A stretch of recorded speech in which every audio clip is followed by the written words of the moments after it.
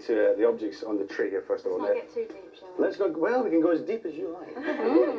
Let's see. Let's start with the cardboard. Now, this hasn't been explained to me, so Kelly, what's the cardboard? Have a little look at that. What does that bring back to you? Well, as we all know, Wembley is like a big gig for everybody in an artist's career. And if anyone has seen the show, they'll know. But I did a cover of Michael Jackson's Jam.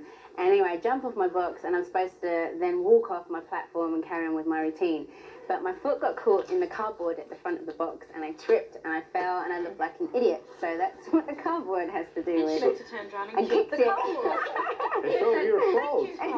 Well, I didn't quite say thank you, but yes, I kicked it anyway because it got on my nerves. So that's the cardboard. So would you call yourselves accident prone? Because this brings us on to, well, neatly onto the foot here, which, well, I'll let you have a look at the foot. Now, why is that relevant to you? Well, I was running down the stairs excited on a Sunday evening because we were going to see Whitney Houston in concert. And as I was running down the steps, my trainers went one way and my ankle went another. So I sprained my ankle that night, but I was still determined to go and see Whitney Houston. And later on, about a week later, I think we went on tour. It was our first tour of Always and Forever. So I had to sit on a chair. So any other accidents that happened? I mean, what yourself? You've been, or so far your state is still intact? Yeah, well, it's probably the rollerblade thing, wouldn't it be? Well, bring me on to the rollerblade. This is by accident, actually. Well, I bought a pair of these last summer with a bundle of my mates and Esther as well. We decided to go.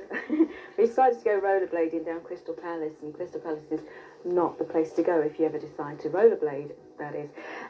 It's got because you keep going up hills, and this is all nice, but then the course kind of goes down pretty quickly, and but it doesn't tell you that. I've got a nice little bruise where I scraped myself to a breaking stop. So do you wear all the safety gear and all the proper? Now I do, yeah. Now you do. Well, you see, the only thing I went out and bought that day was the actual rollerblade. So now I know better. You get the whole gear. You've got to go for the whole. Now, I mean, how easy is it for you to go out and have a little bash of the rollerblades? I mean, obviously you're going to attract a lot of attention. So I'm a bit.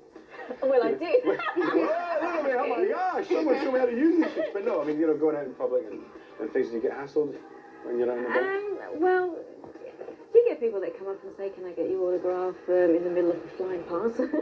I think it's the worst when they know who you are and then you've just dropped on the floor. Yeah, it's usually the worst it gets. Okay, let's have a look at the little dictaphone here. Now, the dictaphone. Let me see what's actually on this.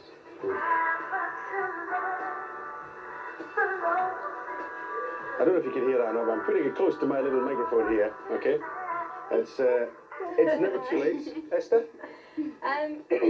It's a song that came to my mind like at 2 o'clock in the morning. I was like, I've got to finish writing it because I just couldn't sleep. So I finished writing it and I didn't have a dictaphone at the time. So I called up Bernie and I said, "Where's your dictaphone?" She said, "It's in the car." I said, "Well, you know, do you mind getting it?" She's like, "It's 2 o'clock in the morning." And they're like, "I don't think so, Esther." And I was like, "Thanks, sis." So then I called my answer machine and left the message on my answer machine and then ran down to the shops the next morning and recorded it on my dictaphone. I see, so once you had it there, you didn't want to lose it, did you? No, because I know if I'd gone to sleep, I'd forget him the next morning. Oh, I see. So that's where it came in handy. And it made it to the album, didn't it? The song? Yes, it did. Excellent. And we'll just very, very quickly, we're running quickly out of time, but look, we couldn't leave that one out, could we? Without the brassiere. I love a girl with a brassiere. I don't think this belongs to me, actually. No? Well, I don't think it belongs to any of us. Well, we need to talk about. Oh, it hardly goes nice with a jacket. Yes, it does. Well, we were, you know, in Cannes they have this huge big music festival, and it was a really important event for all of us, and it was one of our first events of that kind of standard. And we're, you know, during our baby eye, all you do is sit on the bench and you just sway, so the kind of attention is focused on your face, and we had these jackets on with small tops and trousers. Anyway, and I didn't know, but my bra had come undone. And it was rising up my top. And she was swaying like this. And so the audience were looking at me and laughing, but I didn't know what they were laughing at. And it was the toilet down, and my bra was like up around my neck, and it was like here somewhere above my top.